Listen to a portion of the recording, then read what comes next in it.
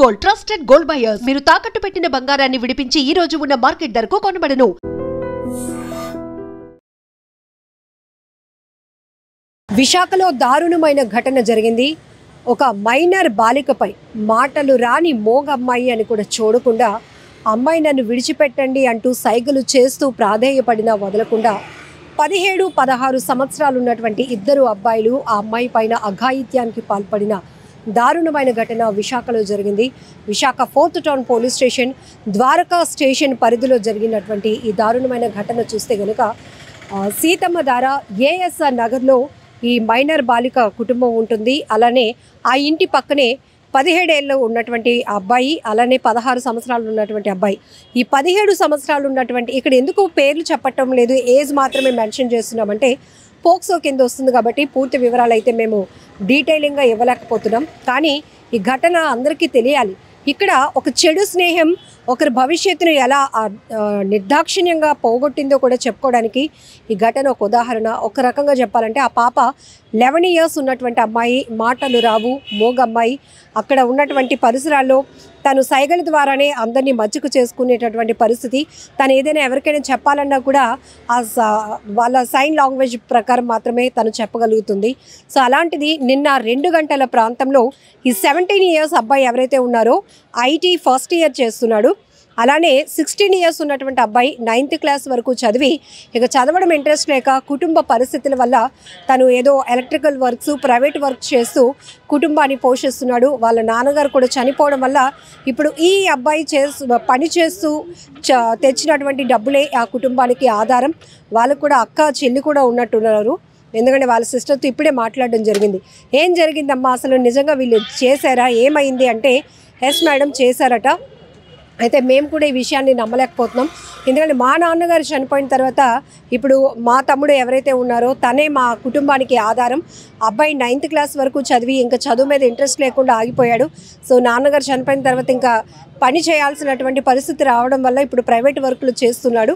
అయితే పక్కనే మా ఇంటి పక్కనే ఉన్నటువంటి ఒక అబ్బాయి 17 ఇయర్స్ అబ్బాయికి ఐటీ ఫస్ట్ ఇయర్ చేస్తున్నాడు. నిన్న మధ్యాహ్నం 2 గంటలకి ఆ అబ్బాయి మా ఇంటికి వచ్చి మా తమ్ముడిని ఎలక్ట్రికల్ పని ఉంది చెయ్యాలి అర్జెంటు అని తీసుకెళ్ళాడు. బాబు నీతో స్నేహం వద్దు అని మేము చెప్పినప్పటికీ కూడా లేదు ఎలక్ట్రికల్ వర్క్ చేయాలని ఆ అబ్బాయి వచ్చి తీసుకెళ్ళాడు మేడం. ఇద్దరు అలా వెళ్ళిన వాళ్ళు ఏం జరిగిందో కూడా తెలీదు. సాయంత్రం 6 గంటల ప్రాంతంలో జూ పార్క్ సమీపంలో వాళ్ళిద్దరిని పట్టుకున్నామని గ్రామస్తులు చెప్తున్నారు. ఈ పట్టుకోవడం ఏంటో మాకు అంత షాకింగ్గా ఉంది.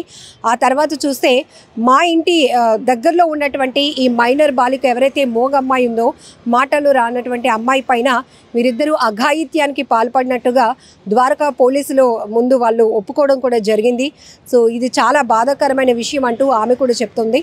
సో ఇక్కడ ఎంత బాధాకరమైన విషయం అంటే ఇక్కడ కుటుంబ పరిస్థితి ఒకరిది చాలా దారుణంగా ఉంది.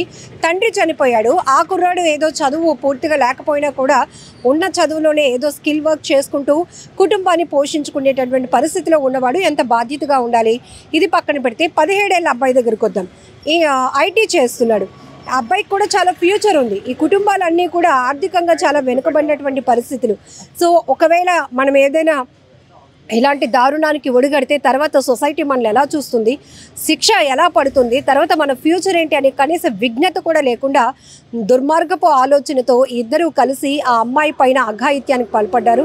ఒకవేళ అమ్మాయి పైన అలా విరుచుకు పడితే తను ఎవరికి చెప్పలేదు, మనకేమీ కాదు అనుకున్నారో ఏమో తెలీదు. కానీ మైనర్ బాలిక తల్లిదండ్రులు 112కి డైల్ చేసి మా అమ్మాయి పైన ఇలా అఘాయిత్యం జరిగింది, ఇంటి దగ్గర ఉన్న ఇద్దరు పిల్లలు వాళ్ళు కూడా మైనర్లేనండి, చిన్నపిల్లలే, వాళ్ళు ఇలా చేశారట అని 112కి వాళ్ళు కంప్లైంట్ ఇవ్వడంతో ఈ ఘటనపై విశాఖ నగర పోలీస్ కమిషనర్ శంకబ్రతి బాగ్జీ గారు సీరియస్ అయ్యారు. ఇమ్మీడియట్గా వాళ్ళని పట్టుకోవాలి అని చెప్పేసి ద్వారకా పోలీసులకు ఆదేశాలు ఇవ్వడంతో దాంతోపాటు గ్రామస్తులు కూడా సహకరించారు. అబ్బాయిలు ఇద్దరు తప్పు చేశారా తప్పు చేయలేదా పక్కన పెడితే తల్లిదండ్రులకు భయపడి పారిపోయి ఉంటారేమో అనే ఆలోచనతో ఖచ్చితంగా మీకు సరౌండ్ చేయిస్తాం సార్, ఏం జరిగిందో వాస్తవం తెలుసుకోండి, ఎందుకంటే మా ఊర్లో ఇలాంటి ఘటనలు ఎప్పుడు జరగలేదు.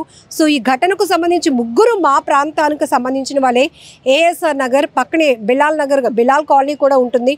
బట్ ఏఎస్ఆర్ నగర్లోనే ఈ మైనర్ బాలిక అలాగనే ఆ అమ్మాయి పైన అఘాయిత్యానికి పాల్పడిన 17 ఇయర్స్ 16 ఇయర్స్ ఉన్నటువంటి ఇద్దరు అబ్బాయిలు మొత్తం మా ఏరియాకి సంబంధించిన వాళ్ళే. ఇలాంటి ఘటనల వల్ల మా ఊరికి చెడ్డ పేరు వస్తుంది, కనుక్కోండి సార్ అనుకుంటూ ఈ వెతుకులాటలో గ్రామస్తులు కూడా పాల్గొన్నారు. అయితే ఆ ఇద్దరు అబ్బాయిల్ని వెతికి పట్టుకొని మరి ద్వారకా పోలీసులకు అప్పగించామని గ్రామ పెద్దలు కూడా చెప్తా ఉన్నారు. ఏదేమైనా చాలా బాధాకరమైన విషయం. ఒక మైనర్ పైన అఘాయిత్యానికి పాల్పడడం, ఆ అఘాయిత్యానికి పాల్పడిన వాళ్ళు కూడా మైనర్లు కావటం అంటే ఎంత దారుణంగా ఉంది పరిస్థితి.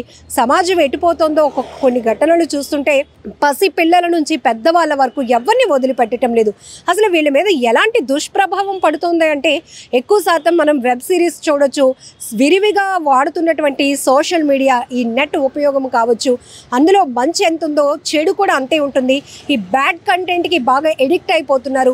మనం కూడా ఇలా ట్రై చేయాలనుకుంటున్నారు, ఏమనుకుంటున్నారు అసలు ఇలాంటివి చెప్పడానికి కూడా మాటలు రావటం లేదు. ఏం చెప్తాం, కానీ ఈ ఘటన ఇలా జరిగింది, అలర్ట్గా ఉండండి అని చెప్పడానికి మాత్రమే పోక్సో యాక్ట్ ఉన్నటువంటి కేసులు కూడా మేము మీ ముందుకు తీసుకొచ్చి ఇలా జరుగుతోంది, జాగ్రత్తగా ఉండండి.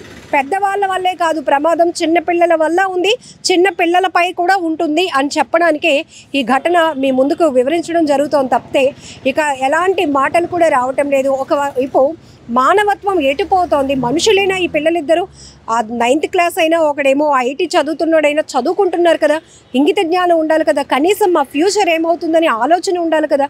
కుటుంబాలు ఏమైపోతాయి, మేము లేకపోతే కుటుంబ పోషణే కష్టం అనే పరిస్థితిలో ఉన్న వీళ్ళు అలాంటి పరిస్థితిలో ఉన్నటువంటి ఒక అమ్మాయిని కనీసం తన పట్ల కనికరం కూడా లేకుండా అఘాయిత్యానికి పాల్పడ్డారు. దాంతోపాటు అఘాయిత్యానికి పాల్పడటమే కాకుండా ఎవరికి దొరకకుండా పారిపోయినటువంటి పరిస్థితి కూడా ఉందంటే మరి వీళ్ళని ఏమనాలో కూడా అర్థం కావటం లేదు. చాలా నేర ప్రవృత్తుల్లో మాత్రం మైనర్లు కూడా ఇన్వాల్వ్ అవుతూ ఉండటం చాలా బాధాకరమైన విషయం. వీళ్ళపైన ఎలాంటి ప్రభావం చూపుతుందో, స్కూలింగ్ నుంచి ఎంత డిసిప్లిన్ చెప్తున్నా స్కూల్లో టీచర్స్ కానీ పేరెంట్స్ కానీ, అంటే ఇంతకుముందు మనం అనుకునే వాళ్ళం చిన్నప్పటి నుంచి వీళ్ళకి మోటివేషన్స్ తక్కువ అవుతున్నాయని, బట్ ఇంటి వాతావరణమే నేర్పిస్తుంది మనకి పెద్ద గుణపాఠం. మన కుటుంబ పరిస్థితులు ఏంటి, మన వ్యవహారం ఏంటి, మనం ఎట్లా ఫ్యూచర్లో ముందుకు వెళ్ళాలి అని. బట్ పిల్లలకి ఇవేమీ అర్థం కావటం లేదు. ఈ బ్యాడ్ కంటెంట్కి ఎడిక్ట్ అయిపోతున్నారు. సినిమాల ప్రభావం, వెబ్ సిరీస్ ప్రభావం, అతిగా ఫోన్ వీడియోస్ చూడటం, ఇలాంటివన్నీ చూస్తూ ఏదో నాలెడ్జ్ పెంచుకుంటున్నారు అనుకుంటారు, కానీ వాళ్ళల్లో క్రూరత్వం పెరుగుతోంది, మానవత్వం చచ్చిపోతోంది. ఎలాంటి చెడు ఆలోచనలకు వాళ్ళు ప్రేరేపితం అవుతున్నారు అనే కనీస ఆలోచన కూడా లేకుండా చేస్తున్నటువంటి పనుల వల్ల ఆఖరికి ఇప్పుడు ఇద్దరి పైన పోక్సో యాక్ట్ పడుతుంది. ఇద్దరు జీవితం ఇంకా ఏమైందో కూడా మనం అర్థం చేసుకోవచ్చు. ఎందుకంటే ఇప్పుడు పోక్సో యాక్ట్ అనేది వెరీ స్ట్రిక్ట్గా ఉంది. ఎందుకంటే అఘాయిత్యానికి పాల్పడమే కాదు, ప్రయత్నించినా కూడా పోలీసులు వదలటం లేదు. ఎందుకంటే ఇలాంటి ఆలోచన ఉన్నవాళ్ళు సొసైటీలో ఉండటం అనేది కూడా చాలా ప్రమాదకరమైన విషయం. వీళ్ళు ఒక మోగ అమ్మాయినే వదలలేదు అంటే ఇక్కడ వీళ్ళు తప్పించుకుంటే ఇంకొక దానికి మళ్ళీ వాళ్ళు అలవాటు పడతారు, ఇంకొక నేరానికి చేయటానికి కూడా వాళ్ళు ఎంకరేజ్మెంట్ పొందుతారు. కాబట్టి ఇమీడియట్గా దీనిపైన అయితే సిపి గారు సీరియస్ అవ్వటం, ద్వారకా పోలీసులు ఇద్దరిని పట్టుకోవడం కూడా జరిగింది. సో వాళ్ళు పోలీసుల విచారణలో అయితే మేము ఇలా చేశామని కూడా వాళ్ళు ఒప్పుకున్నారు. సో ఫర్దర్గా అయితే కఠినమైన శిక్ష ఇద్దరు అనుభవించబోతున్నారు. ఏదేమైనా ఇలాంటి దారుణాలు ఆగాలి, 100% ఆగాలి అంటే పరివర్తన ఎక్కడ రావాలి, వీళ్ళకి ఎంత కఠినంగా శిక్షలు విధించే ముందు అసలు ఇలాంటివి ఎందుకు చేస్తున్నారో కూడా ఆలోచన విశ్లేషించడానికి కూడా మాటలు సరిపోవేమో అనిపిస్తోంది. ఏమైనా చాలా దారుణాతి దారుణం విశాఖలో జరిగింది. మోగమ్మాయి, మాటలు రాని మైనర్ పై జరిగిన ఈ అఘాయిత్యం చాలా దారుణాతి దారుణమైన విషయం. నిజంగా ప్రస్తుతం ఉన్నటువంటి సమాజం దేనికి ప్రయారిటీ ఇస్తుంది? ఆర్థిక సంబంధాల చుట్టూ మాత్రమే తిరుగుతుంది. మళ్ళీ ఎన్నికలంగానే చాలా విరక్తి కలుగుతాం. మంచి అనిపిస్తుంది కదా, లేడీస్ కూడా ఛాలెంజింగ్ జాబ్స్ చేసినప్పుడు చాలా బాగుంటది. ట్రాఫిక్ అసిస్టెంట్స్ గా నియమించిన ట్రాన్స్జెండర్స్ అందరితో సాల్యూట్ చేయించుకుంటున్నారు. ఫుడ్ డెలివరీ ఇవ్వటానికి వెళ్ళినటువంటి డెలివరీ బాయ్ అనిల్ పై కళ్ళ ముందు